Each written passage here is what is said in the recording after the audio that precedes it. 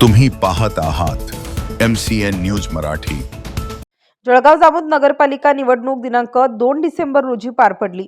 परंतु विविध कारणांनी लांबणीवर पडलेल्या नगरपरिषद सार्वत्रिक निवडणुकीसाठी 20 डिसेंबर रोजी मतदान होणार आहे।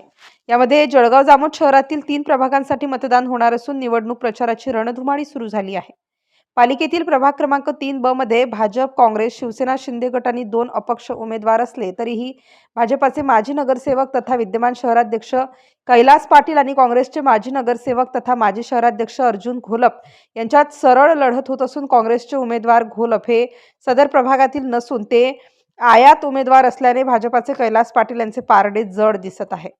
भाजप आणि काँग्रेस उमेदवार दोघांनाही विजयाचा विश्वास असला तरी मतदारांनी कोणाला कौल दिला हे 21 डिसेंबर रोजी जाहीर होणाऱ्या निवडणूक निकालानंतरच स्पष्ट होणार असल्याने सर्वांचीच उत्कंठा शिगेला पोहोचली आहे। MCN न्यूज मराठी करिता संपादक राजीव वाढे, जळगाव।